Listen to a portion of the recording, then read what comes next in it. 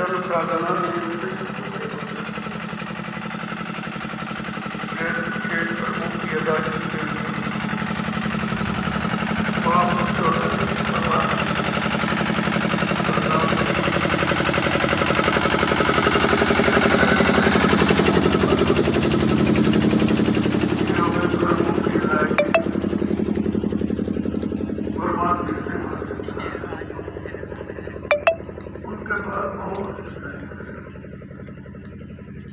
कर्मों के लेन देन तो उनके पास बहुत तरीके, कोई भी तरीका अपनाकर जीवों को पाप साफ करके घर पहुंचा सकते, उनके लिए कुछ असंभव नहीं। लेकिन फिर भी समृद्ध होते हुए, असीम पुरुष होते हुए बड़ी सीमा में रहते, बहुत सीधे साधे भोले भाले तुम्हारे जैसे बन जाते, जिसमें जीव खुश होता है उसी में रहकर धीरे से परमार्थ की तरफ मोड़ देते और काल माया के देर से धीरे धीरे रिहाई छुट्टी करा देते। यही उनकी दया का प्रमाण है। ये कितना सुंदर अवसर है, जबकि सतयुग त्रेता द्वापर अच्छे युग थे, लेकिन ये युक्ति नहीं थी, क्योंकि युक्ति वाले संत महापुरुष ही नहीं थे जिनके पास कर्मों की अदायगी की युक्ति है। वो किसी युग में नहीं आए, उन्होंने आना है इस कलयुग में पसंद किया, जबकि यह सबसे खराब है। लेकिन संत महापुरुषों ने खराब नहीं कहा, उन्होंने तो प्रशंसा किया कि कलयुग समयान युग जो नर पर विश्वास, कलयुग के समान जीवात्माओं के लिए घर जाने के लिए कोई अच्छा युग नहीं, लेकिन संत महापुरुषों के वचनों पर विश्वास है। ये आपको विश्वास रखना है, जो कहते हैं क्यों कहते हैं, किस लिए कहते हैं और कहाँ के लिए कहते हैं, इसलिए इनको समझना इतना आसान नहीं है। धीरे धीरे लगे रहोगे, वचनों का पालन करते रहोगे, घाट पर हाजिरी देते रहोगे, तो तुम्हारा काम इसी में हो जाएगा। तुमको अपने काम की चिंता होनी चाहिए, वो क्या करते हैं क्यों करते हैं इससे तुम्हारा कोई मतलब नहीं, और तुम समझ भी नहीं सकते। उनको मालूम है जीवों के पिछले कर्मों की अदायगी कैसे कराई जाएगी, उनको सब पता है। इसीलिए कोई न कोई ऐसी नवीनतम व्यवस्था आपके लिए हमेशा सोच के रखते हैं जो सरल है। अब मिट्टी सेवा है बहुत सरल है, तो मिट्टी नहीं ढो रहे, अपने कर्मों का बोझा ढो रहे, तो वो कितना सरल है। इस बोझे को आप ढो ही नहीं सकते, आपको मालूम नहीं है, लेकिन कितना सरल तरीका निकाला कि अगर परमार्थी सेवा में जीव को लगा दिया जाए और कोई न कोई तरीका निकाल दिया जाए सरल से सरल, तो शरीर इंद्रियों के द्वारा किए हुए पिछले कर्मों की अदायगी हो जाए। क्योंकि बिना पिछले कर्मों की अदायगी किए कोई जीवात्मा जा नहीं सकता। काल माया का सख्त पहरा है, कोई नहीं जा। काल ने माया को हुक्म दिया, भाई कोई जीव मेरे देश से निकलने न पाए, जाओ तुम अपनी रिद्धि सिद्धियों को आदेश दो, वो जीवों को मेरी व्यवस्था में फंसा के रखें। मैंने इतनी व्यवस्था, इतने कर्मों के जाल बना दिए हैं कि जीव निकल नहीं सकता। अगर सदगुरु की दया मिल गई तो निकल जाए। सदगुरु के जीव को कोई रोक ही नहीं सकता। इतनी ताकत बीच के मंडल में किसी के पास, न ब्रह्मा के, न विष्णु, न शंकर के पास, न राम, न कृष्ण, न देवी देवता। इनके पास शक्ति नहीं है जो सदगुरु की व्यवस्था को रोके या उनकी व्यवस्था को ये कर सके, जो उनके पास नहीं है। तो हमें आपको जो सोचना चाहिए, चलो हमारा काम हो रहा, हमें पूरे काम से मतलब है। वो कैसे करेंगे, कौन सा साबुन लगाएंगे, कैसे हमारे कर्मों को धोएंगे, ये उनकी व्यवस्था है। आपको उसमें कुछ सोचने की जरूरत, सोचने से तुम्हारा मन खराब हो जाएगा। तुम्हें अपने कर्म दिखाई तो देते नहीं, कैसे कैसे जालिम कर्म करके आए हो, जिनकी अदायगी यहाँ असंभव थी, अब वो धीरे धीरे आपकी पूरी कराएगी। तुम आते हो हमारा एक ही बार पूरा हो, तो एक ही बार पूरा करने में तुम जिंदगी नहीं रहो, खत्म हो जाओ, तो पूरा फिर कैसे हो, फिर आपको आने जाना पड़ेगा। इसलिए बहुत आहिस्ते आहिस्ते धीरे धीरे कोई न कोई ऐसी नवीनतम व्यवस्था कर्मों की अदायगी की बनाते ही रहते। और दुनिया के लोग कुछ नहीं समझते, और मिट्टी ढो रहे हैं, कौन जानता है क्या कर रहे हैं, क्या ढो रहे हैं, किसी को क्या पता, और सबके सामने हो रहा। इसीलिए कहा कि उनके राज रहस्य कोई जान ही नहीं सकता है जब तक वो कृपा करके न बताएं, और वो जल्दी बताते नहीं, क्योंकि आप समझ नहीं पाओगे। पिछले कर्मों की अगर जानकारी दे दी जाए कि पिछले जन्म में तुम ये थे, तुमने बड़ा दुष्कर्म किया, बड़ा पाप किया, तमाम हत्याएं की, हिंसाएं की, चोरी और डकैती, कत्ल और बलात्कार सब आपने किया है, तो तुम यही कहोगे हम तो कभी नहीं पार जा पाएंगे, क्योंकि इतना बड़ा बोझा है, इसको हम अदाई नहीं कर सकते। तो इसलिए जीव को हतोत्साहित होने नहीं देते, ऐसी व्यवस्था धीरे से उसके साथ में लागू कर देते हैं कि जिसको वो कर सके। मान लो मिट्टी आप ढो सकते हो, लेकिन तपस्या नहीं करते, कितना सरल हो, वो भी शरीर के लिए है, भी शरीर, वो तुम्हारी वो निजी तपस्या, निजी स्वार्थ के लिए, और ये मिट्टी है परमार्थ के लिए। इसमें तुम्हारी कोई स्वार्थ आत्मा नहीं, बस ये है भाई चलो आदेश पालन हो रहा है, और जो बन जाएगा वो भी नहीं मालूम इससे क्या बनेगा, कैसा बनेगा, कैसे रहेगा, आपको कुछ नहीं पता, लेकिन आप केवल करते हो विश्वास के साथ, आप वचनों का आदेश का पालन करते हो, तुम्हारे लिए यही सर्वोपरि। इसीलिए वो तुम्हारे बुरे कर्मों की बही को खोल के कभी दिखाते नहीं और बताते भी नहीं, और कहते हैं क्योंकि काल ने ये वादा करा लिया कि आप ये काम नहीं करोगे, कि जीव को पिछले जन्म की याद नहीं कराओगे, और जिस जन्म में इसको भेजा जाए उस योनि में से नफरत नहीं करो।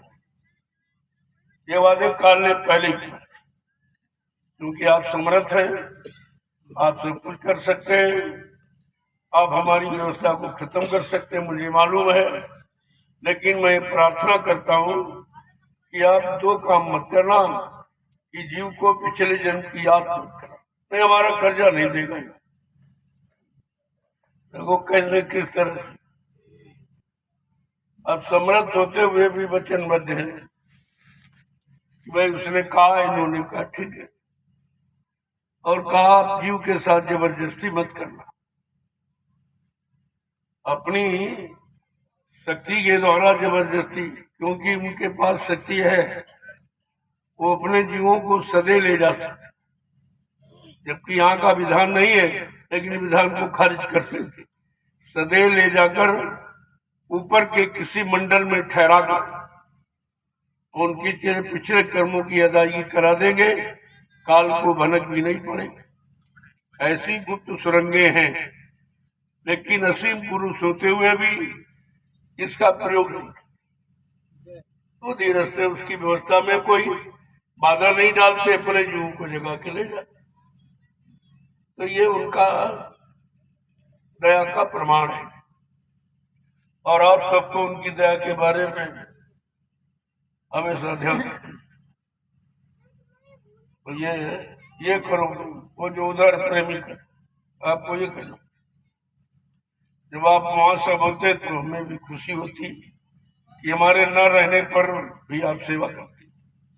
उस सेवा का हजारों गुना फल ज्यादा होता है। और सामने की तो एक दिखावट होती कि भाई तुम ये दिखाते हो, चलो देख लो हम सेवा करते हो। यहाँ ये दिखावट का विषय नहीं। जब हो तब चाहे न करो, लेकिन ना हो तो जरूर करो। वो सेवा तुम्हारी विशेष सेवा मानी जाती है। तो वो प्रेमी के संदेश तो मैं आपको ऐसे भी सुना देता। वहां रहते तो दो काम, सेवा भी करते और संदेश देते, और यहाँ सेवा से आप वंचित हैं। वहां भले ही खड़े रहो, डलिया उठवा दो, भरवा दो, तमाम काम यहाँ जाए डालते, वहां फौड़े से उसको लेबल कर दो, बहुत काम है सर। क्या जो प्रेमी कर रहे हैं उनको पानी आनी पिला दो, गुड़ की कोई व्यवस्था हो उस व्यवस्था को दे दो, ये सब सेवा में ही आता है। अगर आप कुछ नहीं करते हो तो फिर जैसे खाली आए हो खाली ही लौट जाओ। ये संसार बड़ा खराब है, बिना किए का नहीं देता, और करनी इतनी सरल कि हर जीव कर सकता। अरे भाई खड़े होकर देख सकते थे नहीं, तुम देखने भी वहां नहीं गए कि प्रेमी क्या कर रहे हैं। जब तुम देखते तो तुम्हारे अंदर भाव बनता कि नहीं ये कर रहे हैं हमको भी करना चाहिए, ये लाभ ले रहे हैं हमको लाभ से वंचित रह जाए। ऐसे जीव बेचारे छूट जाते, वो कभी कुछ नहीं पाते। आते जाते इसी में समय गंवा देते और मिलते कुछ नहीं। फिर कहते हमारा काम नहीं हुआ, हमारी संभाल नहीं हुई, हमारी रक्षा नहीं, हमारा मतलब समाज ये नहीं वो नहीं। अरे भाई वो तो सब, लेकिन उस जगह तो पहुंचो जहां से किया जाए। जब जगह पर नहीं खड़े होंगे तो खड़े भी नहीं रह सकते। आपको यहाँ न बैठना, वहां खड़ा होना चाहिए। खड़े होने में भी उनको शामिल था, भाई सब प्रेमियों, और तुम एक तरह से उनको हतोत्साहित करते, उत्साह भंग कर रहे हो। लोग सोचते बताओ वो लोग बैठे हैं और हम सेवा कर रहे हैं, उनके अंदर भी होता है, लेकिन वो ये नहीं सोचते। कहते हमको इससे क्या लेना देना, कोई करता कि नहीं करता, हमें करना चाहिए, हम करेंगे तो हमको लाभ मिलेगा, जो नहीं करेंगे नहीं मिलेगा। संत मत में उदार सौदा नहीं होता, कोई सिफारिश, कोई घूस रिश्वत, कोई जबर जोर दबाव, ऐसी कोई व्यवस्था इसमें नहीं। इसमें तो जीव को सचेत करके, जगा करके, उनमें प्रेरणा भरकर उनको परमार्थी सेवा की तरफ मोड़ दिया जाता है। धीरे धीरे शरीर इंद्रियों से जो आप करते हो, तो शरीर इंद्रियों से जो बुरा कर्म किया उसकी सफाई होती, उसकी सफाई होती। और कोई तरीका कर्मों की सफाई का है नहीं, और जो है वो कठिन है। तो आप भजन करो या तपस्या, त्याग, संयम, वैराग, वो पिछले युग की साधना वो आपसे होगी नहीं, क्योंकि वो शरीर की उम्र और शरीर का मन ताकत तो है नहीं, लिहाजा वो आपसे हो नहीं सकता। इसलिए संतों ने शोध किया, ये व्यवस्था आपके लिए सोच के बनाई कि कलयुग का जीव तो बहुत पापी है, बहुत कुकर्मी, पता नहीं कभी अच्छा किया ही नहीं, जब किया तो बुरा ही किया। तो उसके लिए सोच करके कि जब ये कमजोर है तो बड़ी सेवा कोई कर नहीं सकता, कोई कठिन संयम व्रत कर नहीं सकता, तो ये मिट्टी की सेवा सबसे सरल। इसमें आपको कुछ नहीं, कोई बुद्धि नहीं लगेगी, कोई पढ़ाई लिखाई का इसमें काम नहीं है। और कितना बड़ा काम कर्मों की अदायगी, ये पढ़ लिख के भी आप नहीं कर सकते। पढ़ाई लिखा का विषय तो आप पहुंचा ही नहीं सकता, क्या से आपका काम। इसीलिए महापुरुषों ने कहा, भाई पढ़ना लिखना क्या तुरी, ये तो काम सहल सरल है, सभी कर सकते, लेकिन फिर कठिन क्या है, काम दहन मन बस करन, यही काम मुश्किल। ये काम को जीतना, मन को बस में करना, मन को अपने अनुकूल, गुरु के अनुकूल बनाना, गुरु के वचनों पर मन को चलाना, ये आपको करना तो ये है, लेकिन आप करते नहीं। तो अगर वहां आप होते वो दया अलग, ये दया नहीं, दया उधर उधर दृष्टि डाली है। जो आदेश में है वो दया के पात्र है, जो आदेश में नहीं उनको कोई दया, उन पर कोई दया वया नहीं की जाती इस तरह की। क्योंकि जो सेवा में रत है वो दया के पात्र है, वो दया पाने के अधिकारी है, क्योंकि उन्होंने हुक्म आदेश का पालन किया और आपने किया नहीं। तो ऐसे जी बेचारे आते हैं, लेकिन फिर भी खाली चले जाते। वो भरे समुद्र में घोंगा प्यासा, वही इस सत्संग चर्चा में आए हो, लेकिन ले कुछ नहीं पा रहे, लाभ कुछ नहीं मिल पा रहा, क्योंकि लाभ पाने का जो तौर तरीका वो आप अपनाते नहीं। एक तो आप जानते नहीं हो, अगर सही सच्चा तरीका बताया जाए तो आप मान नहीं पाते। यही दो जीव की कमियां हैं, और इसी कमी को दूर करने के लिए ये रास्ते बनाए संत महापुरुषों ने कि भाई सत्संग करो, सेवा करो और भजन। जब सत्संग करोगे तो तुम्हारा मन बदलेगा, सेवा की तरफ तुम्हारा भाव जाएगा, सेवा की जानकारी मिलेगी। सेवा का मतलब क्या, सेवा से कौन सा लाभ है। गुरु भक्तों के जागे भाग, जिन्हें गुरु सेवा, ये भाग जगाने का अवसर है। तो इस तरीके से हमें आपको ये सब समझना चाहिए। समझ लोगे काम जल्दी हो जाएगा, नहीं समझो तो कई जीवन निकल जाएंगे, कई जीवन निकल जाएंगे। क्योंकि होने वाला जो कर्म है, मिलने वाला हो तो आप करते नहीं, बताया जाए फिर भी आपकी समझ में नहीं आता। तो कुछ करो ताकि कर्मों की अदायगी, कर्मों की हिसाबत है। ये जो शारीरिक अंग आप सेवा में लगा रहे हो, ये गंदगी उतर नहीं, क्योंकि शरीर और इंद्रियों से ही आपने ये सब किया है। उन बुरे पाप कर्मों को कैसे निकाला जाए, हटाया जाए, तो ये उसकी रगड़ है। इतना पसीना निकलेगा, एक तो बीमारी चली जाएगी, शरीर स्वस्थ हो जाएगा। और जो शरीर से सेवा कर रहे हो, यहाँ पर क्या होगा, कैसी भूमिका व्यवस्था बनेगी, जो आगे आने वाले करोड़ों लोगों को लाभ देगी। ये आपकी ये परमार्थी लाभ आपके हिस्से में। जो कितना बड़ा होगा, कोई पौड़ा चला, डंडिया उठाई, फेंक दिया, कोई खर्च तो नहीं है, लेकिन लाभ कितना बड़ा। जो लाभ है आदेश पाना।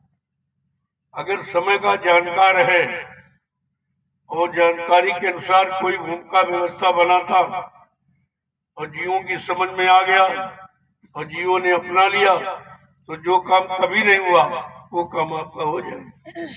काम तो सब हो जाए, लेकिन कुछ ना कुछ करो। यहाँ तक कहा भाई कुछ ना कुछ किया करो, और कोई काम ना हो तो अपने कपड़े फाड़ के सिया करो। यानी कहने का मतलब कुछ ना कुछ करो। जब करोगे तो इन्हीं अंगों से आपने बुरे कर्म पाप कर्म किए, वही अंग आपको मोड़ करके परमात्मा सेवा में लगा जाए, तो उनकी सफाई कर लो, गंदगी उतार लो, तुम्हारा काम सहज हो जाए। तो इससे सरल तो कोई और उपाय है। और ये भी अगर समझ में नहीं आ रहा तो फिर आप कुछ नहीं, फिर आप कोई दोषारोपण नहीं कर सकते, भाई हमारे पर दया नहीं की गई, हमारे पर कृपा नहीं की गई, हमारी रक्षा नहीं। रक्षा तो आपकी हमेशा हो रही, नहीं तो यहाँ सुरक्षित नहीं बैठते। और इसीलिए आपको यहाँ लाया गया।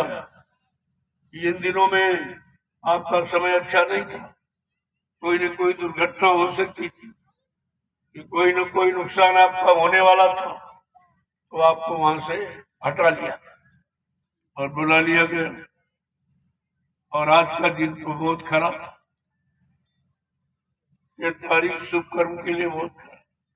8, 18 और 28 इन तीनों में कोई शुभ काम मत करो, और नहीं मानोगे तो बाद में नुकसान हो जाएगा, फिर हम कोई बात सुनने वाले नहीं। मैं पहले से आपको आज इसीलिए मैं सुबह नहीं निकला, शाम को निकला, जब पूरा दिन समाप्त हो गया तब निकला कि चलो, क्योंकि 5 दिन की सत्संग की घोषणा थी, वो तो होना ही, बगैर उसके तो मतलब यानी कोई काम हो ही नहीं सकता, क्योंकि हमारा लक्ष्य निशाना सत्संग का है और जीवात्मा जगह परमात्मा से मिले, भजन कराने, और कोई, और तीसरा है कि तुम्हारे कर्मों की अदायगी हो जाए, क्योंकि जब तक कर्म नहीं उतरेंगे तो वो जाने नहीं देगा, वो काल भगवान यहाँ से निकलने नहीं देगा। कहते नहीं, धर्मराज दरबार में सबका जहरा ले, वो तलाशी ले जाओ। तो मेरे देश से जा रहे हो, मेरा कोई कर्जा तो नहीं बाकी, कोई मनसा बाचा कर्मणा, कोई कर्म कर्जा तो नहीं है। अगर कुछ रह गया तो फिर आपको वापस नहीं ये बाकी जाइए। लेकिन संत महापुरुष इतनी होशियार कि अपने जीवों का कर्जा पहले ही उतार देते।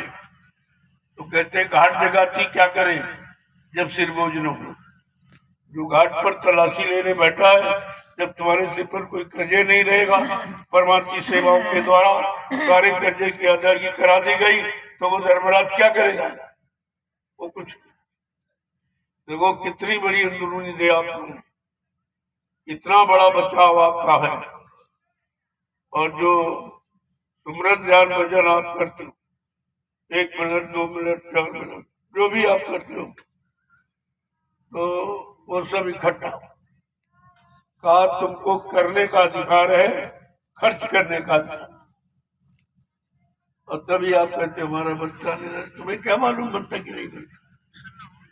जब हाजिरी में ही तुम्हारी तनख्वाह मंजूर है कि हाजिरी दोगे तभी आपका मान लिया जाएगा। जीव इतना कमजोर है कि वो हाजिरी भी नहीं दे सकता, बैठ भी नहीं सकता सुबह शाम समय निकाल।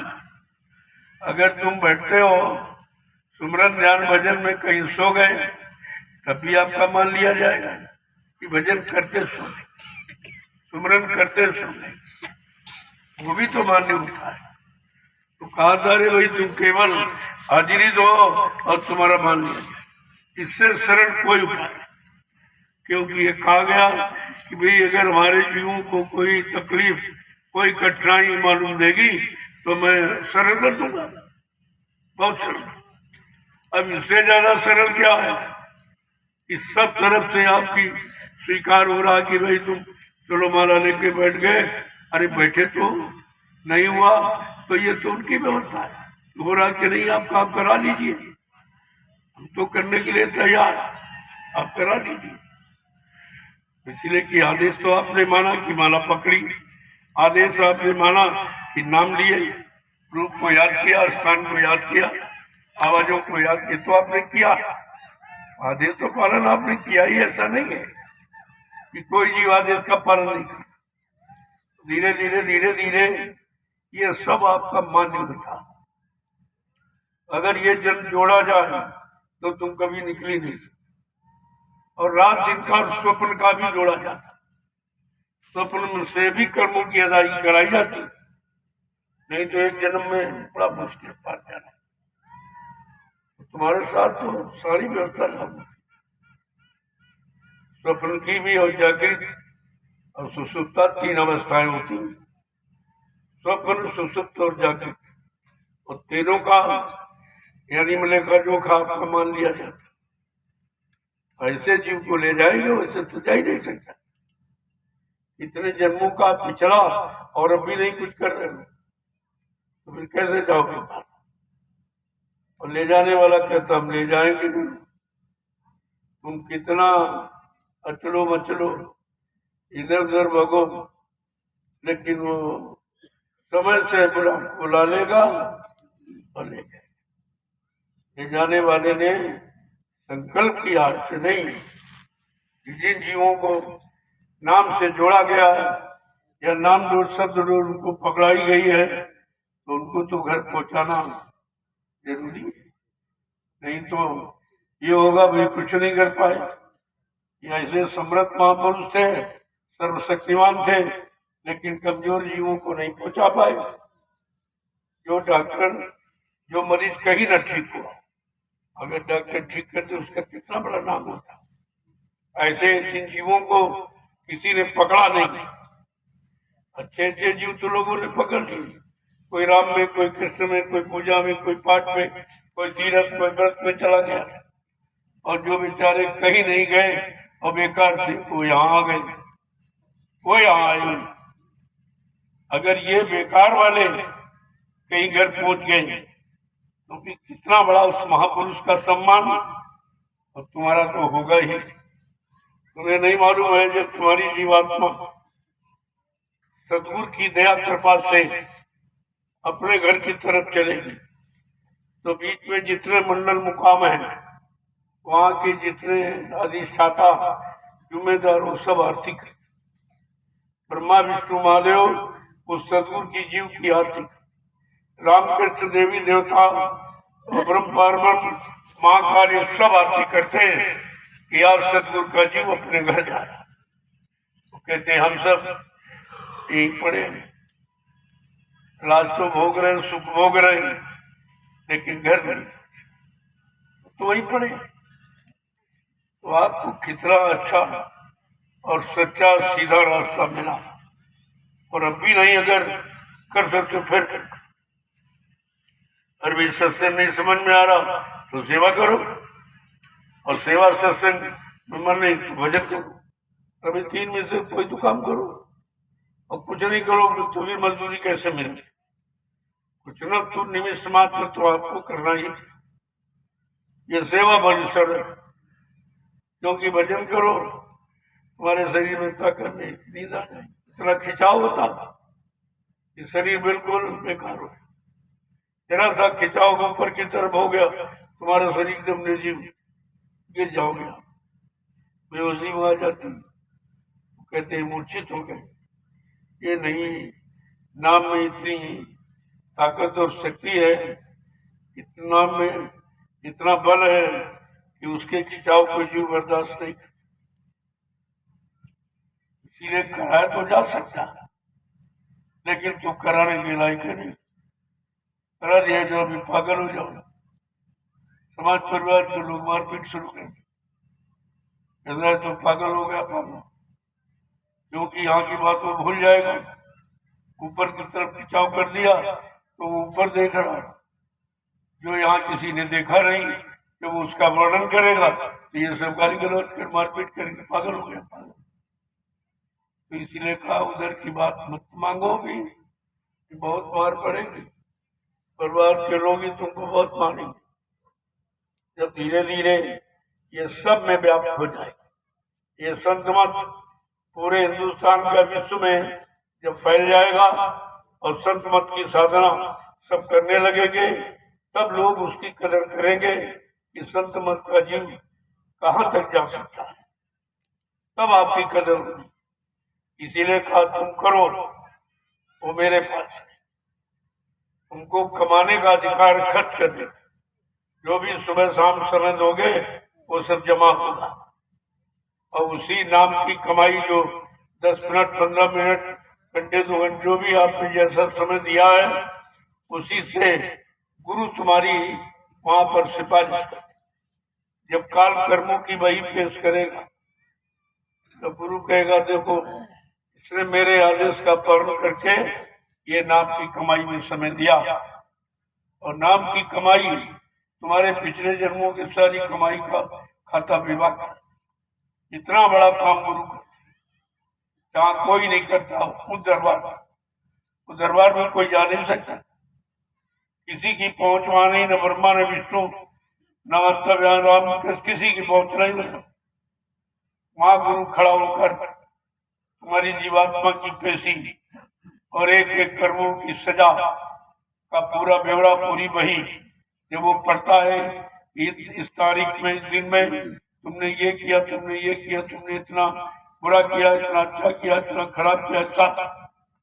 तो गुरु कहेगा चलो ये तो उसकी वही है, लेकिन जो मैंने आदेश दिया है उस आदेश का पालन किए, इतनी सेवा की है, सत्संग इतने सुने हैं, और नाम की इतने 1000 बार इसने कमाई की, नाम लिया, तो उस वही नाम की कमाई और सत्संग के वचनों की और ये परमार्थी सेवा, ये सब भी यानी शक्ति ताकत लेकर गुरु तुम्हारे पिछले कर्मों के सारे खाते को समाप्त कर देती। ये है गुरु का काम। अभी आपने गुरु की महिमा कहा से कहते रहे भाई गुरु को ऊपर ऊपर गाता, अरे अंतर में क्यों नहीं? असली रूप तो अंदर में, बाहर में तो मनुष्य रूप है। क्यों इस रूप को क्यों का इस रूप से जीव जगावे और शब्द रूप से घर पहुंचावे, ये दो रूप। तो अगर ये रूप ना हो तो तुम कुछ समझ नहीं पाओ। बोली भाषा ये सब कुछ है, उनका दरस परस, उनका एहसास कैसा है, मतलब उनकी दया कैसी है, उनके शरीर का, शरीर के अंगों का स्पर्श कैसा है, आंख का, कान का, नाक पर, ये सब का तुम देखते हो तो तुम्हारी समझ में, अरे भाई ये शरीर तो है लेकिन ये शरीरों से अलग है।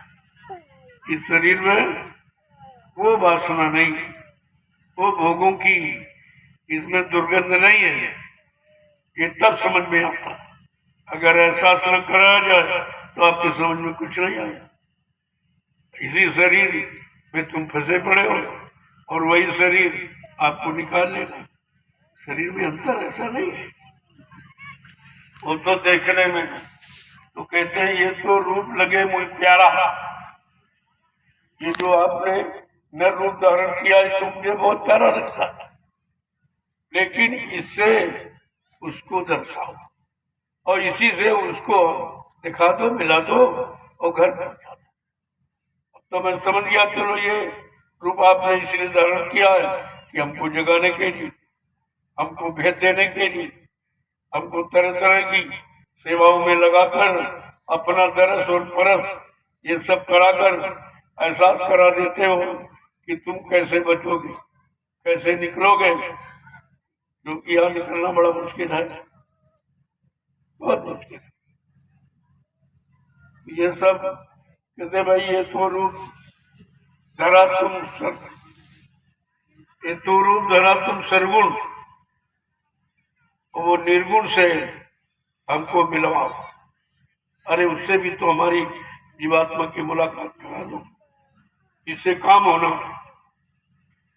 ये आंतरिक राज रहस्य, इसको भी खोला नहीं जाता है क्योंकि आप अभी बहिर्मुखी हो, बाहर वाला ये सही तरीके से नहीं समझ पाते तो अंदर बारे में संदेह हो जाएगी, तो दिखाई देगा नहीं।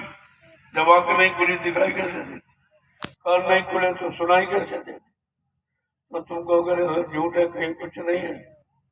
और जब आंख खुल जाएगी तो जैसे इन आंखों से देखते हो ऐसे दिमाग से बिल्कुल स्पष्ट हर लोक मंडल मुकाम की सारी रचना आपको दिखाई दे। कोई चीज तुम्हारे से अलग नहीं है, लेकिन सब अंदर में और सिस्टम से है, स्टेप बाय स्टेप है। और उसी अनुसार आपको बताया गया पहले इस पहले नाम की, फिर दूसरे नाम बोलो, फिर तीसरे नाम बोलो, फिर चौथे, फिर पांचों। ये तो मंजिल यहाँ है, कुछ नहीं मंजिल। उस सत्यलोक जैसी मंजिल पर पहुंचने के लिए ये 5 स्टेशनें हैं, ये मुकाम है 5। जब 5 मुकाम तय होंगे तो आपको विश्वास हो जाएगा अब हम अपने घर की तरफ चलते। फिर ये सत्यलोक से प्रारंभ होती है जीवात्माओं के घर का सत्यलोक, फिर अलग और अगम और अनाम। अनामी महाप्रभु ये असली धाम है, असली घर है सुरतों का, जीवात्माओं का। जब तक इस घर से कोई घर वाला जीवात्मा को लेने नहीं आएगा तब तक अरे भाई घरवाली घरवाले के साथ जाएगी, दूसरे के साथ थोड़ी चली जाएगी। और उसी पड़ोसी के साथ नहीं, न ब्रह्मा के साथ, न शंकर, न विष्णु, न राम के किसी के साथ नहीं जाएगी, वो जाएगी सत्पुरुष। अब ये सत्पुरुष नर्तन धर के आते और अपना भेद बताते, अपना एहसास कराते, जिससे तुम्हारे मन बुद्धि चित्त साफ हो जाए, गंदगी निकल जाए, क्योंकि भरी गंदगी है ये। इस गंदगी को कैसे निकाला जाए? जैसे कांटा कांटे से निकलता। आपके पैर में कांटा लग जाए वो टूट जाता, ये देखो छोटा लेकिन दर्द बहुत कर रहा है। अब उससे बड़ा कांटा जब लोग तब वो छोटे कांटे को निकाल के बाहर ले आए। इससे कांटा कांटे से निकलता, इसलिए सम्मिलित व्यवस्था आपके साथ लागू की जाए। कैसे भाई आपको निकाला जाए, कैसे काल की मार से, विषयों भोगों की मार से आपको कैसे बचाया जाए, तुम्हारे मन बुद्धि चित्त को कैसे पाक साफ निर्मल पवित्र किया जाए। संतों का प्रयास जीव के साथ यही होता है और इसको आपको ध्यान में रखना चाहिए। जय गुरुदेव, जय गुरुदेव, जय गुरुदेव, जय गुरुदेव नाम किसका, जय गुरुदेव नाम किसका, प्रभु का प्यारा नाम। तो समय हो गया, मैं थोड़ा लेट से आया। तुमने कहा तूफान से चल रहा, धूल ज्यादा उड़ रही, प्रेमी कैसे सेवा करें? तो हवा थोड़ी शांति में, अब सेवा शुरू हो गया होगा। चलो उनका दर्शन करें, उन तपस्वियों का दर्शन करें जिन्होंने ऐसे धूप काली, ऐसे अंदर हवाएं चल रही, इतने लोग घर से निकलना पसंद नहीं कर रहे और प्रेमी यहाँ सेवा कर रहा। इससे बड़ी कलयुग में कोई तपस्या नहीं। ये हर युग की तपस्या अलग अलग है, एक नहीं है। और तुम पुराने युग की तपस्या किसी कंदरा गुफा जंगल में छिप के बैठ गए, उससे कुछ भी नहीं होगा, बल्कि आप सजा पाने के अधिकारी हो कि तुमने मानव जीवन खराब। ये मानव जीवन अपने सुधार के लिए और जीवों के सुधार के लिए मिला। तुमने अपने जीवन में अपना सुधार कितना किया और कितने जीवों का सुधार किया, ये कर्म है सच्चा। इसलिए कलयुग की साधना और कलयुग की तपस्या और कलयुग का योग बिल्कुल अलग है। अब बेचारे जानते हैं नहीं, उनको पता ही नहीं, क्योंकि कभी संतों की शरण में गए नहीं। कलयुग में संत महापुरुष आए और अन्य युगों में अवतारी शक्तियां आई थी, उनका इतिहास, उनका काम अलग। और कलयुग में संत महापुरुष आए, उनका काम अलग। तो तुमको अपने समय की बात को समझना चाहिए और समय की चीज को लेना चाहिए, और समय की ही चीज काम में आती है। जैसे कहते हैं समय का डॉक्टर, समय का मास्टर, समय का आचार्य, समय का गुरु ही तुम्हारी मदद करेगा। बहुत पहले आए, काम करके चले गए, उनका नाम लेने से तुम्हारा काम नहीं होगा। आज जीव बेचारा इसी भ्रम में पड़ा है और इस भ्रम से अलग नहीं हो पा रहा। महापुरुष इस भ्रम को दूर करना चाहते हैं। अरे भाई, तुम्हारा पिता अभी तक जीवित, अगर कल वो मर जाए तो दूसरे दिन आप उससे काम नहीं ले सकते। उसको याद करने से, उसका फोटो चित्र रखने से तुम्हारा वो कोई काम नहीं करेगा, क्योंकि काम करने का समय उसका खत्म।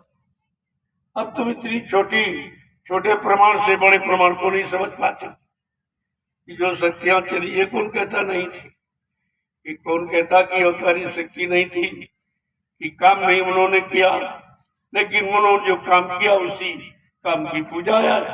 और तुम भी काम करो, तुम्हारा भी पूजा हो जाए। तुमको यह सोचना चाहिए कि राम ने किसकी पूजा की जो आज उनकी पूजा हो रही, जिनको गए लाखों बरस हो गए।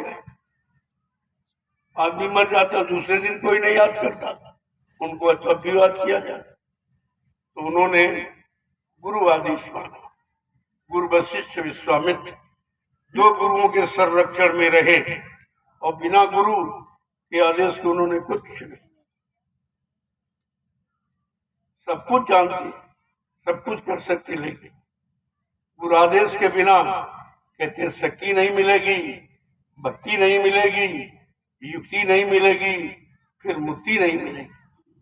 इसलिए कहा जो गुरु अनुशासन पाऊं, जो गुरुवर अनुशासन पाऊं और कंदुकिन ब्रह्मांड उठाऊं। इतनी शक्ति गुरु भक्त में है कि ब्रह्मांड को भी उठा सकता, यानी ब्रह्मांड के पार जा सकता। लेकिन आपको तो सदगुरु मिला है जो और अंडपिंड ब्रह्मांड के परे है, काल महाकाल के परे है। तुमको तो वो चीज मिली, लेकिन तुम अपनी चीज की कदर नहीं कर पा रहे, क्योंकि जो बताया गया उसे आपने कभी किया नहीं। अगर करते रहते तो अभ्यास हो जाता। जय गुरुदेव, जय गुरुदेव। देखो ये समय का नाम और जगाया हुआ नाम ही काम करता। जो काम करके चले गए वो अब जाग नहीं सकते, जो चले गए आ भी नहीं सकते। तुमको तो अपने समय का कहते गुरु कोई खोज करो भाई, बिन गुरुरा कोई नहीं पाई। ऐसे समर्थ सदगुरु की खोज करो जो जीवात्माओं को घर पहुंचाने का रास्ता जानता हो, परमात्मा से मिलाने की युक्ति जानता हो। ऐसे समर्थ सदगुरु की खोज करो। बैठे रहने गुफा कंदरा में छिपकर कारता दिखाने में काम नहीं है। तुम कायर नहीं, सूरवीर बनो, अपना काम कर लो और देश समाज का काम। ये सूरवीर था। ये छिपके बैठना कंदरा गुफाओं में, ये तो जंगली जानवर ही छिपके रह गए। क्या वो परिवर्तन कर देंगे? क्या छिपने वाला कोई काम कर देगा?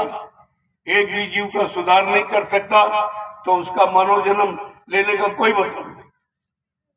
मानव जीवन ऐसे सार्थक नहीं होता कि खुद तरो औरों को तारो, यानी खुद अपना काम बना लो और लोगों का काम कर दो। इसके लिए आपको मानव शरीर मिला। कलयुग में ये व्यवस्था।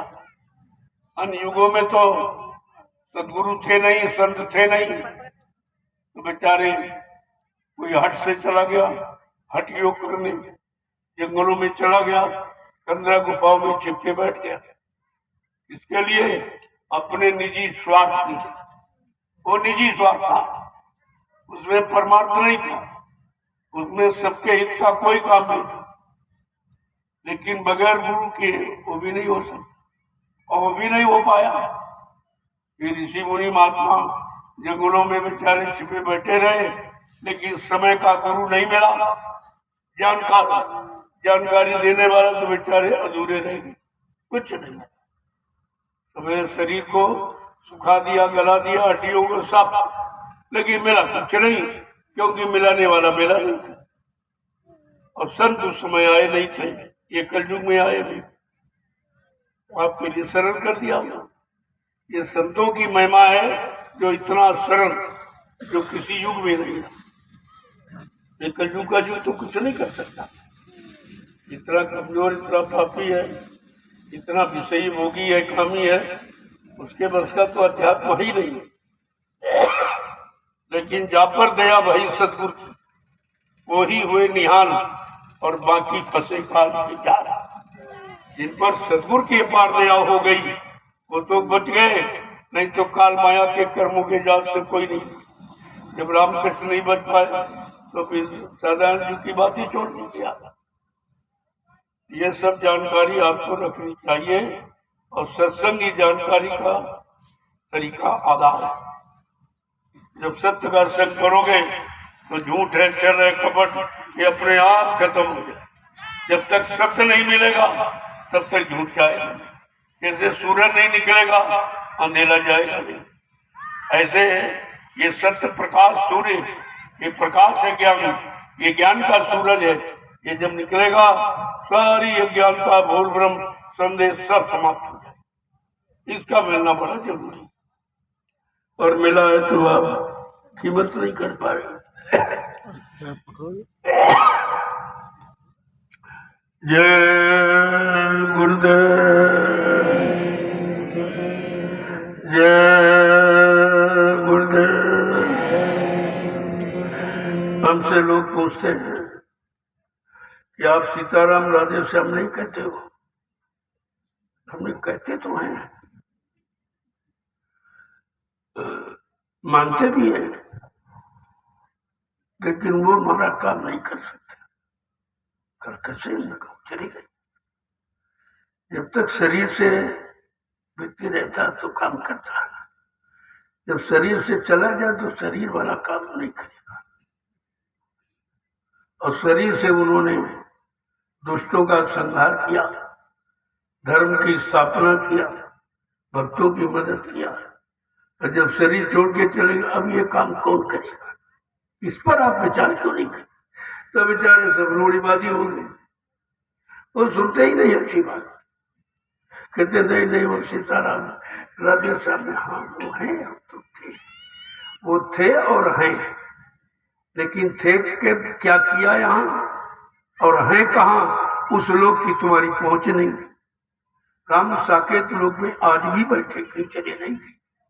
कृष्ण गोलोक में आज भी बैठे, ब्रह्मा जी ब्रह्मलोक में आज भी बैठे, विष्णु भगवान विष्णुलोक में आज भी बैठे, और शिव जी शिवलोक में आज भी बैठे, और देवी देवता देवलोक में आज भी बैठे, कहीं गए नहीं है। लेकिन जब जरूरत आवश्यकता मृत्यु लोक मंडल पर पड़ती है, तो जो महाशक्ति काम करने आती है वो उनका आह्वान करती है, उनको बुलाती है और उनको सम्मान देती है, उनका भोजन और उनसे काम लेती है। उनके द्वारा जब काम हो जाता तो उनकी पूजा करा देते, उनका इतिहास बना देते। ये तो सब है, कौन कहता नहीं मानते। लेकिन तुम्हारा मानने का ढंग अलग, क्यों? तुम जानते नहीं। किसी चीज को जान के मानो तो मान्यता आपकी अच्छी है, कुछ मिल सकता है। और बगैर जाने गोस्वामी महाराज ने रामचरितमानस के द्वारा यही तो लोगों को संदेश दिया है कि जाने बिन न होए प्रतीति, और बिन प्रतीत होए नहीं प्रीति। बिना जाने बिना देखे किसी से प्रेम होता ही नहीं। क्या मुर्दे से प्रेम करोगे आप? क्या करता है कोई? और तुम मुर्दों से प्रेम करते? अरे जैसा पत्थर है, न बोल सकता है, न कुछ दे सकता, न ले सकता, ऐसे मुर्दा। तो तुम उसके सहारे बैठे मुर्दे सारे, कि हमारा पत्थर काम करेगा, हमारा कागज काम करेगा, हमारा नदी का पानी काम करेगा, हमारी तीरथ और मूर्त काम करेगा। ये सब तुम्हारी बुद्धि की कमी। तुमने सत्संग सुना नहीं है, सत्य वचनों को आपने पकड़ा नहीं है, और सत्य मार्ग पर आप चले नहीं हो, और सच्चित आनंद आपको प्राप्त हुआ नहीं, और तुम्हारी जीवात्मा सतलो सचखंड पहुंची नहीं है। तो तुम्हारा काम तो सब अधूरा पड़ा। उसी काम को पूरा करने के लिए संत महापुरुष बराबर संकेत इशारा करते थे। लेकिन जीव इतना हठी है कि बेचारा वो पुरानी साधना में जुटा पड़ा, जबकि वो तुम्हारी उम्र नहीं है। सज्जू की साधना कैसे करोगे कि सज्जू में मानव शरीर की उम्र 1 लाख वर्ष की थी, मन की ताकत हाथी के बराबर, इंद्रियों में पूर्ण संयम त्याग वैराग था, अच्छा खान पान लोगों का था, अच्छे सच्चे कर्म करते थे। अब तो आपके पास वो है नहीं, न वो उम्र है, न मन की ताकत है, न इंद्रियों में संयम त्याग वैराग है, और न कोई त्याग है। आपके पास तो कुछ है ही नहीं।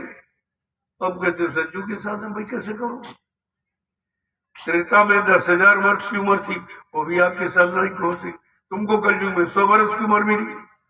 100 वर्ष की उम्र वाला क्या 1 लाख या 10,000 या 1,000 वर्षों की युग की साधना कर सकता? अरे तो मोटी बात सामने कि जब समय नहीं है तो शक्ति नहीं है, और शक्ति नहीं है तो भक्ति नहीं है, और भक्ति नहीं है तो जुक्ति नहीं है, और जुक्ति नहीं है तो मुक्ति नहीं है। ये सब चीजें क्रम है। यही तो महापुरुष आपको बताने आए। घर गृहस्थी परिवार में किसी को साधु साधु बनने का इशारा नहीं, क्योंकि साधु बना नहीं जाता। साधुता एक विचार है जो धारण किया जाए। साधुता विचार है, जिसने अपने तन मन इंद्रियों को नियंत्रण कंट्रोल में करना, वो साधु। क्या साधा आपने, क्या स्वाद आपने खत्म किए? न काम रहा, न क्रोध रहा, न लोभ रहा, न मोह रहा, न अहंकार, न ईर्ष्या, राग, द्वेष, ये सब कुछ खत्म हो गया। उसको कहते हैं साधु। तब लिखा गया साधु से होए न कारज हानि। साधु संत महात्माओं से जीव की कोई हानि हो ही नहीं सकती। जब करेंगे तुम्हारा लाभ। अब तुम्हारे तक वो लाभ कैसे पहुंचाया जाए उनको मालूम है। वही तरीका आपके साथ अपनाते और तुम वो समझ नहीं पाते हो। इसलिए फंसने की जरूरत, निकलने की कोशिश करो। यहाँ सब फंसाने वाले निकालने वाला करो। जहाँ जाओ वही फंसा लेगा वो अपने में, और फिर तुम्हें दुख तकलीफ होगी। इसलिए फंसने वाला काम नहीं, निकलने वाला काम करो। फंसे तुम आदिकाल से हो, अब तो ये निकलने का समय है मानव शरीर। अगर निकल नहीं पाए तो फिर दूसरे, और आपको दूसरी बार मौका मिलेगा। कहते फिर ये मानव शरीर आपको नहीं मिलेगा। अगर अब की बार नहीं कर पाए तो दोबारा नहीं देगा। कहेगा तुमने हमारे द्वारा दिए गए मानव शरीर की अवहेलना की है, निरादर किया, अपमान किया, तो दोबारा आपको नहीं। इसीलिए पहले लिख के बताया कि शायद किसी को भ्रम न हो जाए कि अब की बार मिल गया फिर मिल जाएगा। तो गोस्वामी महाराज ने रामचरितमानस को लिखकर जो उत्तरकांड लिखा है उससे सबको उत्तर दे रहे हैं, सबके प्रश्नों का उत्तर दे रहे हैं। लेकिन आज तक लोग उत्तरकांड की महिमा को नहीं समझ, क्योंकि वो संतों की रचना, वो किसी कथा वाद्य ज्ञानी विज्ञानी की, मतलब यानी अक्षर ज्ञानी की रचना नहीं है, शब्द ज्ञानी। तभी तो बात समझ में लोगों को नहीं आती। तो उन्होंने कहा भाई कबहू कर करुणा नर देही देत हित विनिहित सदी। कहते कभी कभी करुणा निधान, कृपा दया मेहरबानी करके मानो अनमोल मंदिर हमें आपको भेंट करता है। जाओ अब की बार मनुष्य मंदिर से मैं अपनी जीवात्मा को जगाकर परमात्मा से मिला लिया। ये अधिकार आपको मिला, वो केवल मानव शरीर ही जो 83,99,999 योनिया शरीर और है का, उनमें भी जीवात्मा, लेकिन उनमें जीवात्मा को अधिकार नहीं है कि वो परमात्मा से मिल सके। क्यों? कोई शरीर एक तत्व का, कोई दो तत्व का, कोई तीन तत्व का, कोई चार तत्व का। मानव शरीर पांचों तत्वों से भरपूर है। क्षिति जल पावक गगन समीरा पंच तत्व या रचित है। जल पृथ्वी अग्नि वायु आकाश 5 मसालों को मिलाकर और विचित्र कारीगरी से परमात्मा ने मनुष्य मंदिर अपने हाथ से बनाया। ये भगवान का बनाया और ईंट पत्थर वाला इंसान का बनाया। इतना भी आप विचार नहीं कर पाए हो कि भगवान अपने वाले मंदिर में रहेगा कि तुम्हारे ईंट पत्थर वाले में रहेगा। या ईंट पत्थर में कभी आया होता तो किसी न किसी पंडा पुजारी को जरूर मिला होता। तो किसी ने सूचना नहीं दी भाई हमको मिला। तो आपको सोच लेना चाहिए, अगर होता तो मिलता। अब वो है, उन्होंने कहा नहीं भाई मैंने मनुष्य मंदिर खुद अपने हाथ से बनाया और इसमें चेतन मूर्ति जो जीवात्मा मेरी उसको मैंने इसमें बैठाला, और चेतन मूर्ति जीवात्मा के कारण ये शरीर चलता फिरता उठता बैठता बोलता चलता नजर आ रहा है। और वो ईंट पत्थर वाला अपनी जगह। अब तुम फंस गए। सब धर्मशास्त्रों ने उनकी भी बात नहीं मानी कि कोई कह नहीं सकता, सब लिखा पढ़ी है सब। लेकिन वही बात है, जब तुमको कोई चीज जानना ही नहीं है और मानना नहीं है तो मनमुक्ता में, अज्ञानता में कुछ वही अच्छा काम नहीं और न किसी चीज की प्राप्ति हो। समय आप गंवा दोगे जंगली जानवरों की तरह जंगलों में। अरे जंगल में रहने का समय नहीं है, अब तो समाज में रहने का, समाज का कल्याण करने का, अपना कल्याण करने का एक समय है। अब वो समय कंधा गुफाओं जंगलों में छिप के बैठने का नहीं। बात तो समझनी चाहिए लोगों, लेकिन नहीं समझ में आ रहा। सही अच्छी बात को कह के आलोचना करते, तिरस्कार करते। आलोचना नहीं है, संत महात्मा कभी आलोचना करते नहीं, वो समालोचना करते। आलोचना तो आलोचना में अंतर है, ऐसा थोड़ी है। उन्होंने किसी की निंदा बुराई कभी की नहीं, और सत्य कहना और हकीकत बताना ये तो कोई निंदा नहीं है। क्योंकि अच्छी सच्ची बात बताने के लिए स्कूल कॉलेज खोले गए, अच्छा सच्चा न्याय मिलने के लिए थाने कचहरी कोर्ट न्यायालय बनाए गए। ये तो संतों का दरबार है, यहाँ सत्य की ही चर्चा है, असत्य की चर्चा नहीं होती। लेकिन आप जानते नहीं सत्य क्या। भगवान शंकर ने क्या कहा? शंकर की पूजा तो करते हो, लेकिन उन्होंने कहा क्या उसे तुम जानते नहीं। उन्होंने कहा पार्वती से, उमा कहो मैं अनुभव अपना और सत्य हरि भजन और जगत सब सपना। संसार में जितनी भी साधना पूजा स्वप्नवत है, केवल भगवान का भजन सच्चा।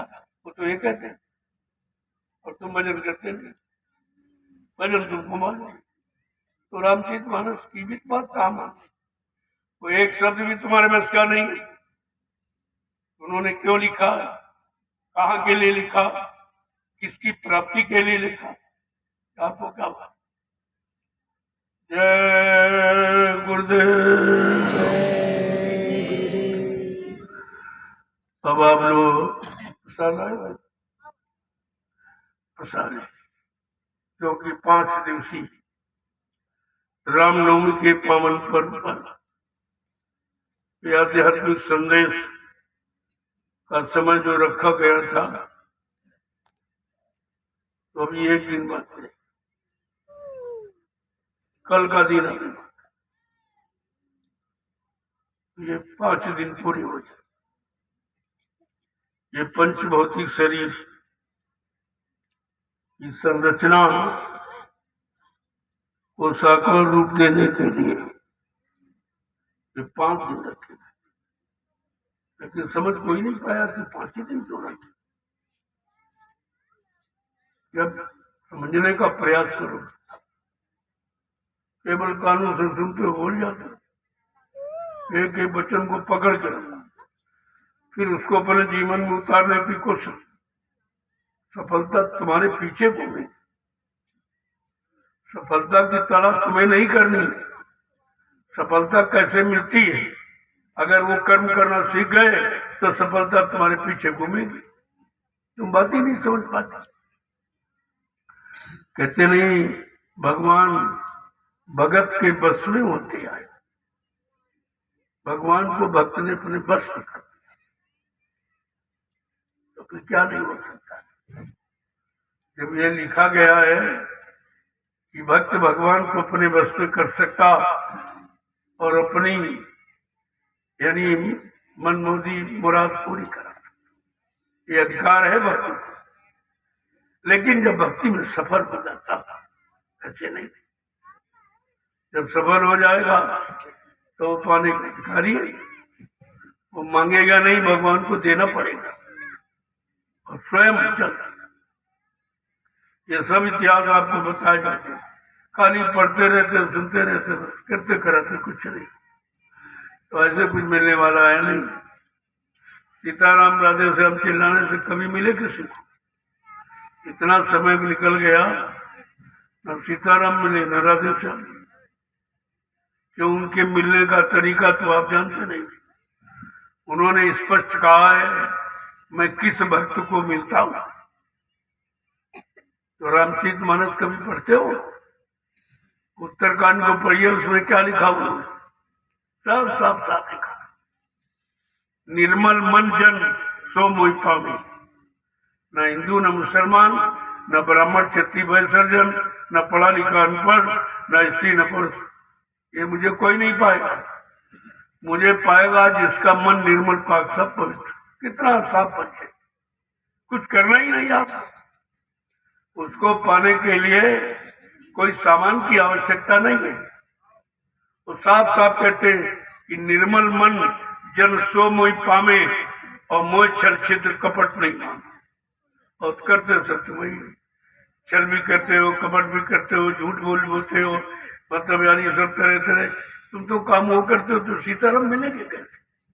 सीताराम के मिलने का तरीका ये है कि जिसका मन निर्मल पाक साफ पवित्र है, सीताराम कहते मैं उसको मिलता हूँ।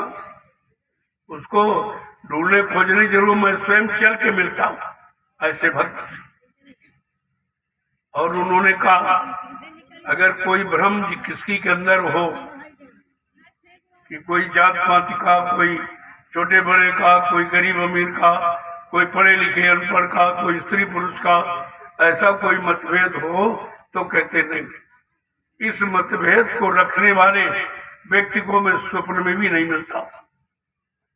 जाति पात धन धर्म बढ़ाई, और कुल परिवार सुखद समुदायी, इन्हें त्याग भजे मल्लाई, और ताके हृदय बसे प्रभु आई। उसके हृदय में प्रभु का बात, और ये किसी में है नहीं। तुम जात पात की अभी कहीं से अलग नहीं हो पाए, उसी में फंस गए। उधर संतों ने कहा भाई क्यों फंसे हो, जात पात पूछे नहीं कोई, और हरिका भजन सो हरिका हुई। जात पात भगवान के भजन में, भगवान के पाने में जात पात की जरूरत थोड़ी पड़ती। वहां जात पात है ही नहीं, क्योंकि वो व्यवस्था उसकी बनाई हुई, और तुम अपनी व्यवस्था उसमें लागू करते हो जात पात वाली। कहते मेरे यहाँ तो जात पात है। मैंने एक इंसानी शकल बना दी है, उस इंसानी शकल को तुम चाहे हिंदू कह लो, चाहे मुसलमान कह लो, चाहे सिख ईसाई ब्राह्मण क्षत्रिय वैसर्जन, ये छोटा बड़ा गरीब अमीर पढ़ा लिखा अनपढ़ स्त्री पुरुष कुछ भी आप कह लो, लेकिन मैंने तो एक शकल बना दी। अब उस शकल की पहचान की अकल होनी चाहिए। अकल है नहीं तो शकल कैसे पहचान? अगर अकल होती तो भगवान को पत्थर कैसे आता? ये तो गाली है। कह दिया तुम्हारा बाप पत्थर का, आप खुश हो गए, और तो भगवान को रोज पत्थर का कहते हो। ये भगवान की मर्यादा है ये कुछ? अरे कोई महिमा, कोई गौरव, कोई गरिमा जानते हो कुछ बच्चे के? जो मना है वो कह दिया। इसीलिए तो ये सब स्थिति तुम्हारी विनाश की बन गई। जय गुरुदेव। अब आप लोग प्रसाद ले लो। उन सूरवीरों को बाद में बुलाऊंगा, वो हमारे सच्चे सूरवीर हैं, वो हमारे सच्चे सच्चू की सिपाही है, जो उधर वो काम वो सीमा पर देखिए, उनको बाद में दूंगा। दो तरह के कुत्ते होते हैं। एक कुत्ता किसी का आ गया धरती को तो भाग जाता है, और एक पालतू है, कितना मारो डटोर की पूंछ हिलाता है और सर नहीं छोड़ता है। दो तरह। वो सर छोड़ने वाले नहीं है, चाहे जितनी मेहनत कितना परिश्रम वो जानते हैं, ये परिश्रम नहीं है, ये हमारे पाप कर्मों की अदायगी है। इसलिए वो इससे कभी अलग नहीं, न कभी डरते हैं, न कभी थकते हैं, न मतलब उनमें कोई रुचि पैदा होती, कोई ऐसा गंदा भाव भी पैदा नहीं होता, और चुपचाप जुटे रहते। उन्हें पता चल गया कि हमारे गंदे कर्मों की अदायगी का इसके अलावा कोई सरल तरीका है नहीं, और हम इतने सक्षम नहीं कि किसी और तरीके को अपना सके, तो जुटे पड़े। तुम यहाँ बैठे हो, वो देखो, वो उधर देखो, वो दया के पात्र वो है, आप नहीं हो। आप प्रसाद के पात्र लीजिए, खाइए, जाइए। वो दया के पात्र था। जय गुरुदेव, जय गुरुदेव।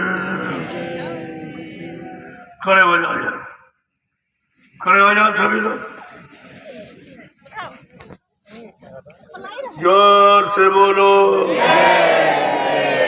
सब मिल बोलो, बोलना होगा, अभी से बोलो, दुख दर्द हरेंगे, सब कष्ट मिटेंगे, सुख शांति भी देंगे, सबके दाता, सबके मालिक, प्रेम से बोले, ये नाम नहीं इंसान का, ये काम नहीं इंसान का, प्रेमियों प्रभु से कहा, प्रभु सर्व समर्थ, उसके द्वारा काम होगा। ये कलयुग की गंदगी जो तरह तरह के जीवों ने की है, उस गंदगी का सफाया प्रभु स्वतः करिए। किसी मानव में इतनी शक्ति नहीं रही कि ये गंदगी हटा। आपको सोचना चाहिए अब काम प्रभु का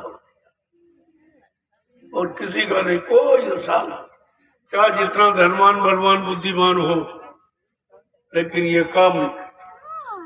अब समाज देश धर्म का काम उनके बस से नहीं। सब कुछ देख लिया और सबको देख लिया। मैं तो अभी प्रार्थना करता हूँ, रोज कहता हूँ कि भाई हमारी सलाह अगर आप मान लो तो देश की स्थिति अच्छी नहीं। चुनाव कराने की स्थिति देश की नहीं है। इतना कर्जा है, इतनी बेरोजगारी है, इतनी गरीबी है, इतनी हिंसा हत्या है। ऐसे वक्त में अच्छा समय नहीं माना जाता।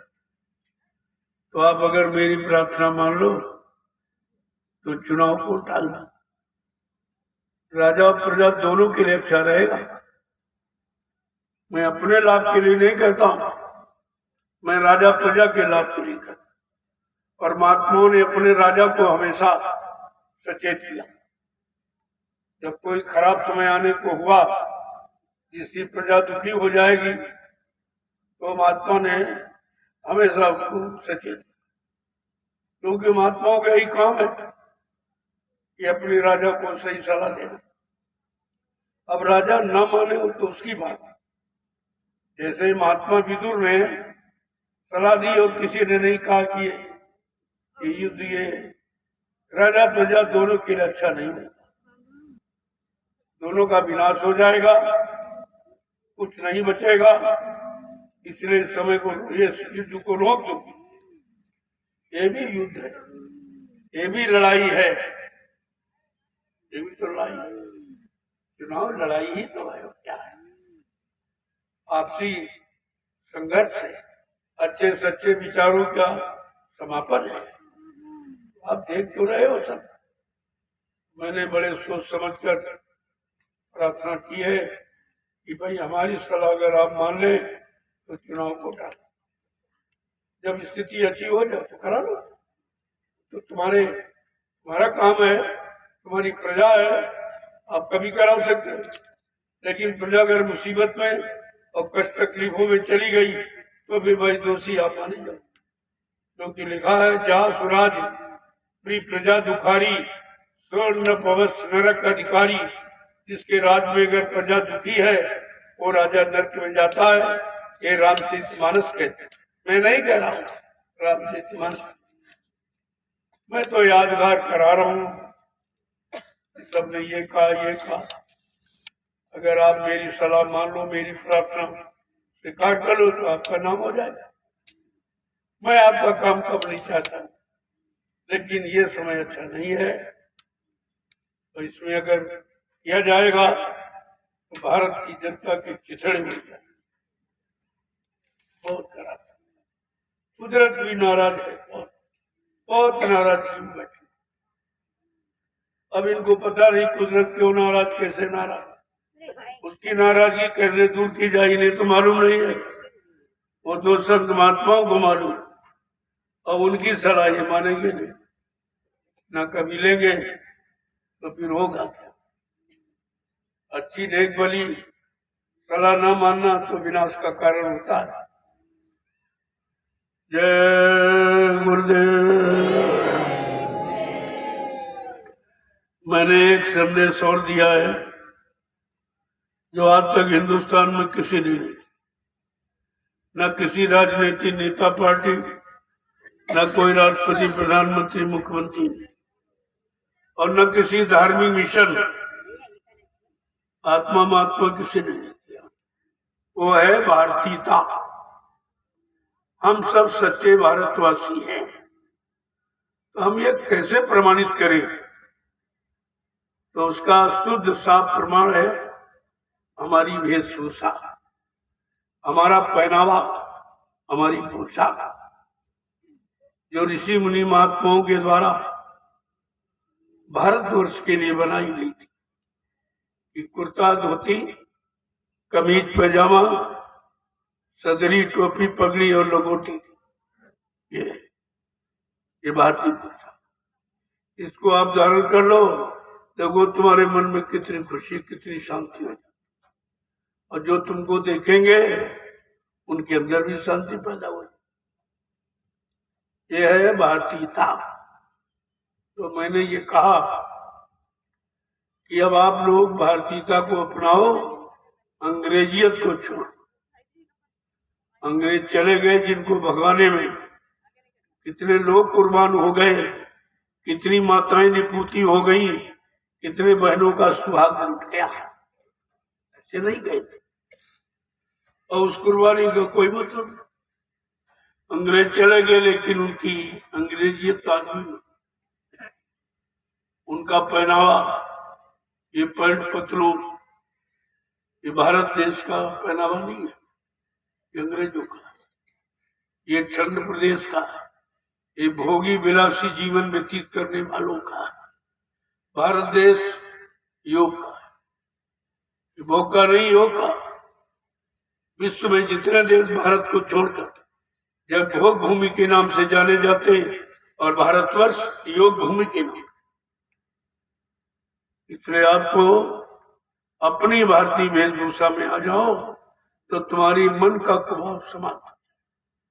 जिस मन से आप परेशान हो वो मन सही दिशा निर्देश क्यों नहीं लेता है, आदेश संदेश क्यों नहीं मानता है, उसका कारण है अपनी भारतीय वेशभूषा में आ जाओ, और भारतीय खान पान शुद्ध शाकाहार, ये अंडा और मुर्गा, ये दारू और गांजा भांग, ये भारत देश का आहार नहीं है, ये है विदेश में ठंड प्रदेश का।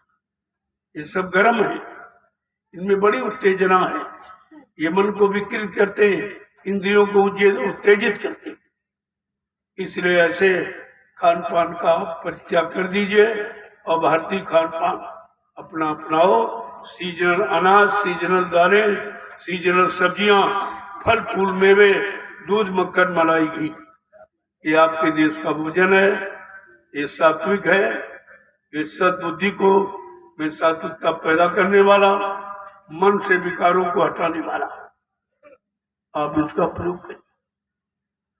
और आपकी हिंदुस्तान की भाषा हिंदी और संस्कृत, ये दो भाषाएं, अगर ये दोनों भाषाएं अपना लो तो लोगों में प्रेम टपकने लगे। इतना प्रेम है इसमें, लेकिन वो भाषा बोलते हो जो तुम्हारी नहीं है, तुम्हारे लिए उपयोगी भी नहीं है, तुम्हारे में कोई सात्विक विचार पैदा करने वाली भी नहीं, काम क्रोध लोभ मोह अहंकार को निकालने वाले भी नहीं। तो हमारी प्रार्थना यही है, हम हिंदुस्तानी हैं तो अपनी हिंदी मातृभाषा और संस्कृत देववाणी दोनों का प्रयोग करें। आगे आने वाले समय में हिंदी और संस्कृत को प्राथमिकता होगी। संस्कृत में भारत का संविधान बनेगा और हिंदुस्तान के लोग काश का हल जोतता होगा, संविधान याद होगा, दोहा चौपाई और सोरठा में ये सब लिख दिया जाएगा और सबको याद। किसी वकील की जरूरत नहीं है, स्वयं संविधान सबको मालूम होगा, स्वयं कानून सबको मालूम होगा। इन ठगों से, चोरों से आपको छुट्टी मिल जाएगी। ऐसे समय का आह्वान हो रहा है, ऐसे थोड़ी है। सतयुग आने का मतलब अभी तुम समझे कहाँ पाए हो? तुम तो हंसी मजाक समझते हो। सतयुग कोई ऐसे आ जाएगा?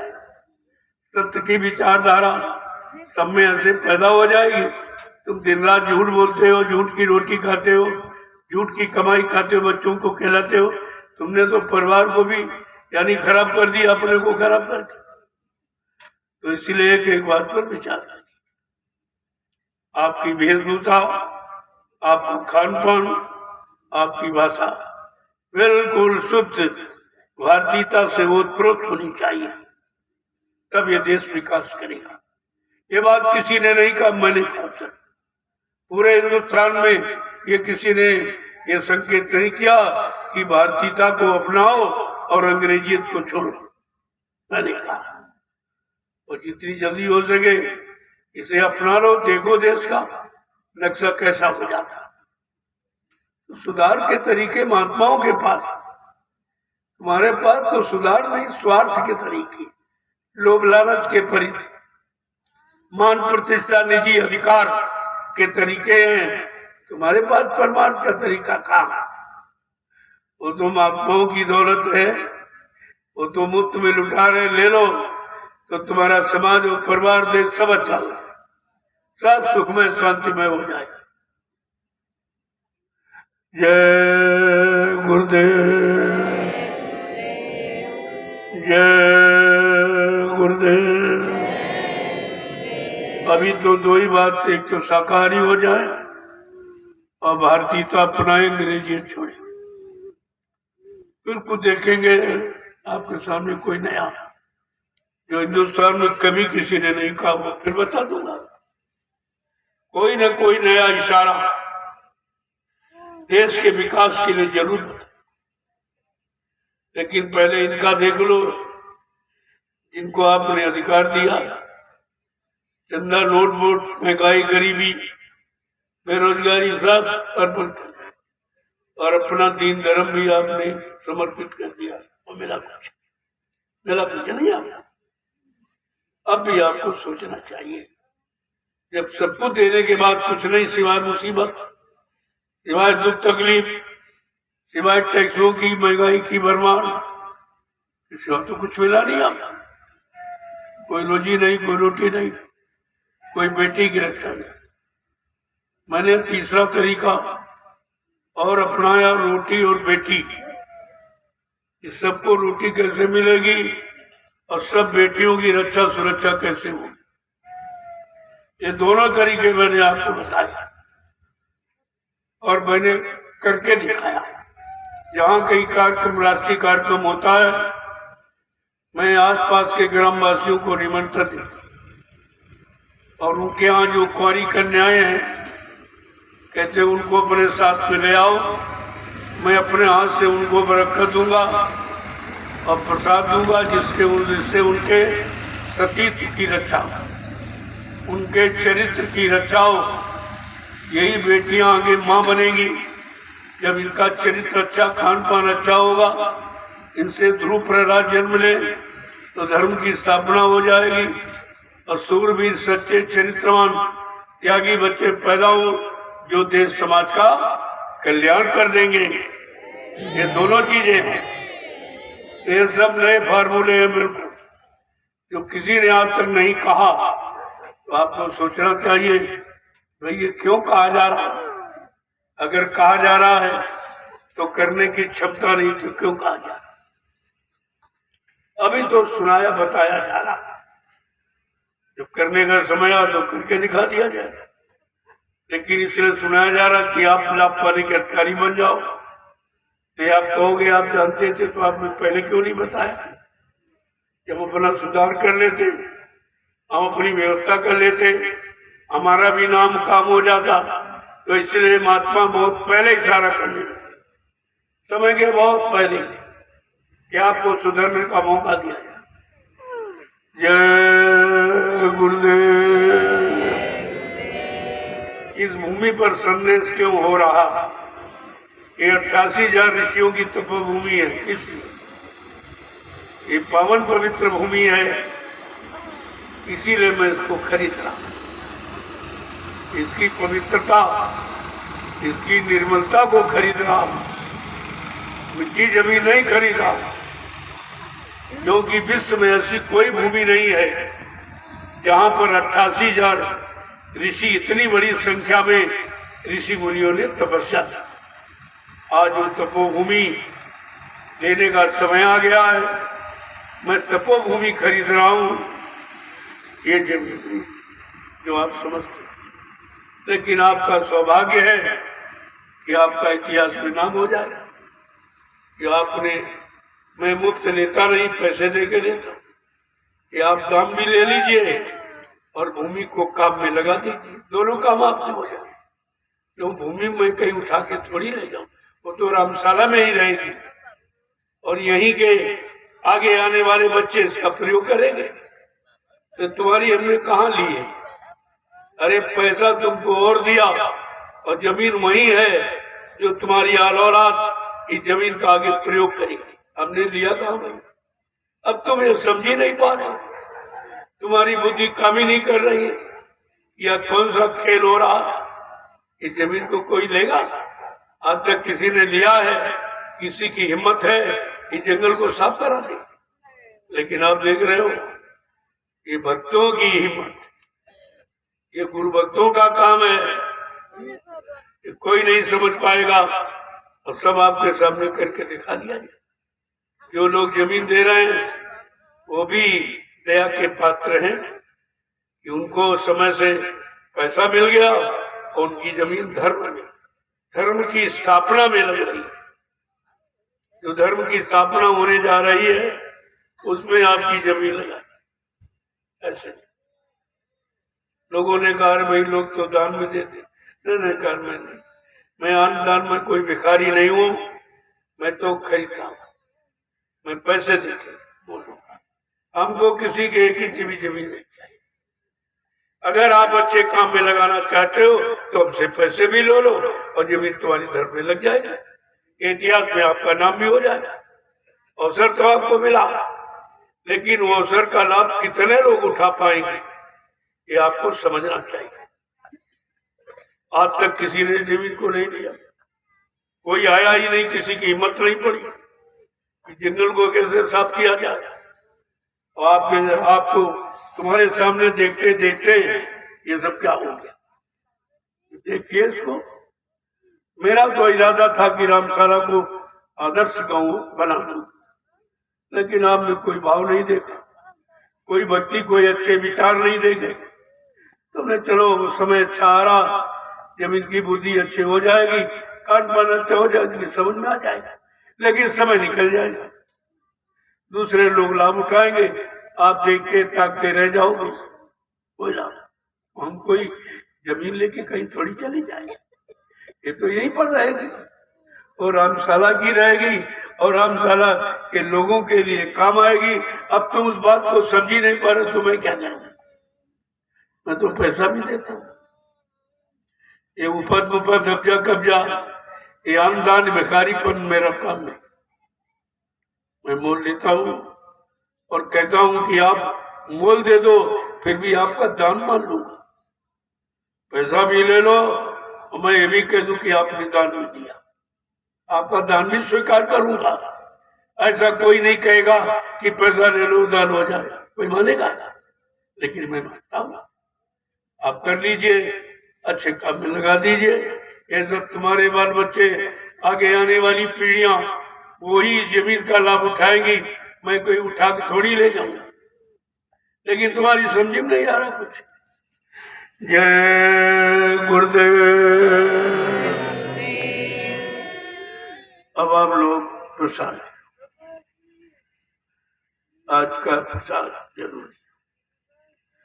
आज 18 तारीख है, सफर के लिए मुहूर्त अच्छा नहीं था, तो मैंने आपको मना कर दिया। उसका लाभ ये सत्संग में मिल गया, प्रसाद में नहीं। आपका तो लाभ ही लाभ है, रोकने कोई हमारा लाभ थोड़ी आप, और जितना रोका जाएगा सब लाभ है। आगे दिखाई दे रहा है कि भाई समय कितना खराब है, हो सकता तुम्हारा शरीर छूट जाए तो आपको रोक लिया जाएगा और वो घटना टल जाए। दयाल काल को भी टाल सकता है, लेकिन ये दया किसी किसी विशेष जीव पर की जाती है जो अपने आप को आत्म समर्पित कर चुका है, उस पर ऐसी दया की जाती है, ऐसा नहीं है। जय गुरुदेव।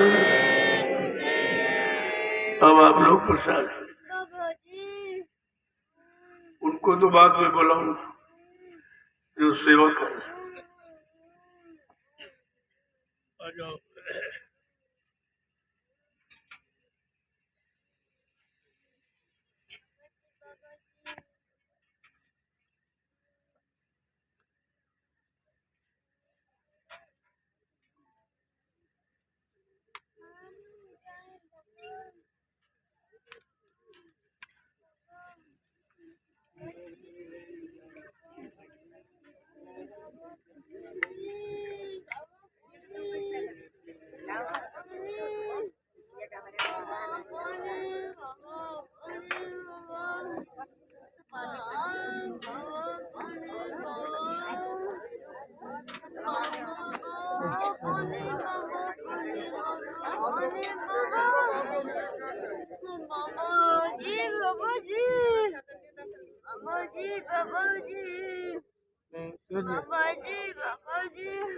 सूरज भाई बोर्ड उधर खिसका दीजिए।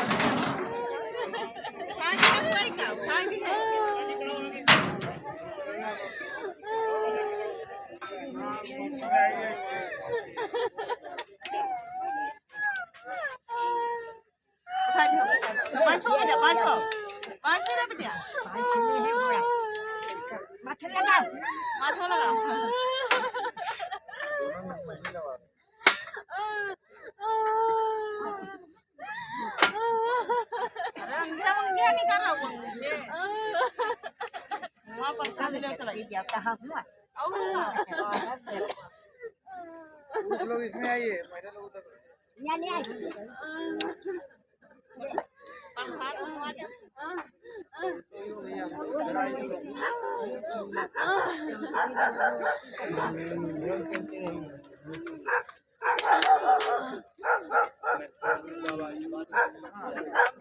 भाई गाड़ी करिए